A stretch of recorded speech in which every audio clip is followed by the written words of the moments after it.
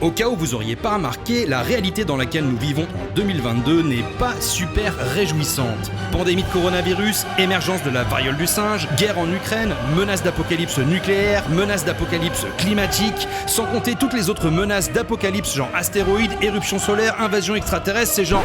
Ok, calmos, qui c'est qui a décidé de mettre la Matrix en mode autodestruction ? Ce serait cool de revenir un peu au monde d'avant, genre celui qui était seulement sur le point de sombrer, pas encore dans la vraie chute. Car l'impression que beaucoup de gens partagent aujourd'hui, c'est que la réalité dans laquelle nous évoluons part en sucette. Et dans cette vidéo, je vais vous présenter une théorie complètement dingue qui expliquerait pourquoi.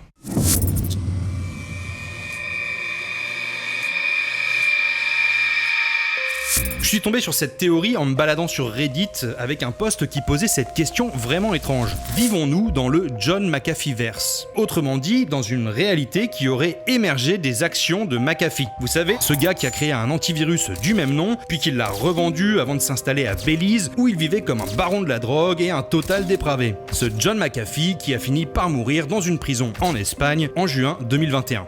Et là, vous vous demandez sans doute, comme moi, mais pourquoi on vivrait dans l'univers de ce gars-là ? Depuis quand et comment c'est possible ? Eh bien, c'est ce que nous allons voir en remontant aux origines de cette théorie.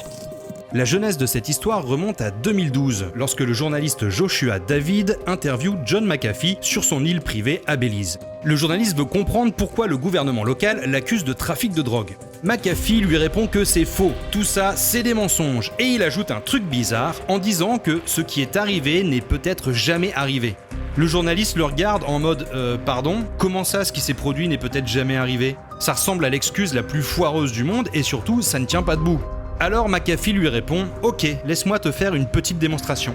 Il prend son flingue, car oui, le gars se baladait avec son flingue pendant l'interview, et il vide le barillet sur la table. Les balles tombent et il en ramasse une qu'il replace dans le revolver. Il fait tourner le barillet et le referme.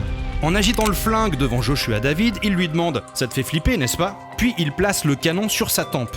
L'autre comprend tout de suite que ce taré de McAfee est sur le point de jouer à la roulette russe, qu'il risque tout simplement de se faire exploser la cervelle juste en face de lui, alors il lui répond « Oui, effectivement ça me fait flipper ». Et il ajoute « Mec, t'as pas besoin de faire ça ». « Je sais », répond McAfee, et clic, il appuie sur la détente. Il ne se passe rien. Évidemment, le journaliste a des sueurs froides, McAfee continue à le fixer droit dans les yeux, et clic, clic, clic, il appuie encore 3 fois sur la détente. Il n'y a que 5 chambres dans le barillet, le journaliste sait qu'à la prochaine détente, il va le voir mourir devant ses yeux. Alors il a juste le temps de lui dire « Arrête, range le flingue !» McAfee lui sourit et il presse à nouveau la détente, et là, toujours rien. Le journaliste est confus, il ne comprend pas, et McAfee le fixe toujours, et il se met à appuyer en boucle sur la détente. « Je pourrais faire ça toute la journée », lui lance McAfee. « Je peux faire ça 10 000 fois, rien ne se passera jamais. » Et tu sais pourquoi ? Parce qu'il y a quelque chose que tu ne comprends pas. Ta vision de la réalité est fausse. Puis il range le flingue et le journaliste se demande à quoi il vient d'assister. Quelques mois plus tard, Joshua David rencontre à nouveau John McAfee. L'entrepreneur l'accueille torse nu avec un flingue placé dans un holster au niveau de la poitrine. À ce moment-là, John McAfee est soupçonné par la police locale du meurtre d'un de ses voisins. Mais selon lui, c'est un coup des gangs. Il affirme qu'il y a beaucoup de disparitions sur l'île qui ne sont jamais signalées. Le journaliste lui répond que d'après les habitants qu'il a interviewés, l'île est très calme. La plupart des crimes se résument à des vols de vélo et des bagarres d'ivrognes, et il lui dit qu'il n'y a eu que 2 meurtres en 3 ans. « Tu ne poses pas les bonnes questions », lui rétorque McAfee. Et pour illustrer son argument, il sort son pistolet. Faisons ça encore une fois. Et là, à nouveau, c'est la roulette russe. Comme la première fois, McAfee vide le pistolet et n'y laisse qu'une seule balle. Puis il le place sur sa tempe et appuie encore et encore sans que rien ne se passe. « C'est un vrai flingue », lui rappelle McAfee. Et il y a une vraie balle dans une des chambres. Et pourtant, ce à quoi tu t'attendais ne s'est pas produit. Tes croyances sont fausses. McAfee pointe alors le revolver vers l'extérieur, vise le sable et tire. Le coup de feu éclate et l'impact de la balle soulève un petit nuage en se logeant dans le sable. McAfee dit alors au journaliste « Tu pensais que tu créais ta réalité, mais ce n'était pas le cas, c'est moi qui la crée. » Il sort la cartouche du revolver et la donne encore chaude au journaliste de Wired.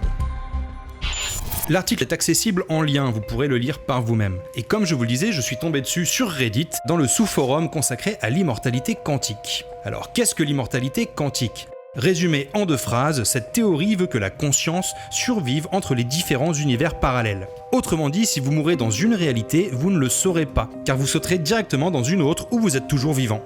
Dans un sens, vous êtes donc immortel, du moins jusqu'à ce que vous arriviez à l'âge le plus avancé qu'il est physiquement possible d'atteindre. C'est une théorie dingue et fascinante et j'y consacrerai sans doute une prochaine vidéo de Surbex. Maintenant, appliquons cela à ce qu'a fait McAfee avec sa roulette russe.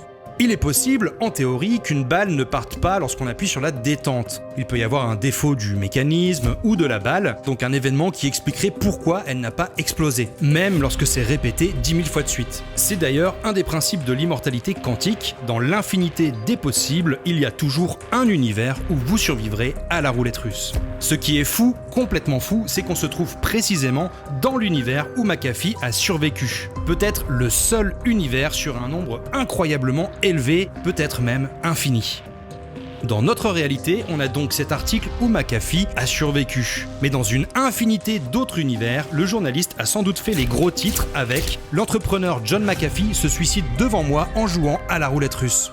Voilà le truc de dingue, c'est pas tant que McAfee ait survécu, mais le fait qu'on l'ait accompagné, nous tous, avec le journaliste, dans cette réalité improbable où il a démontré en direct la réalité de l'immortalité quantique.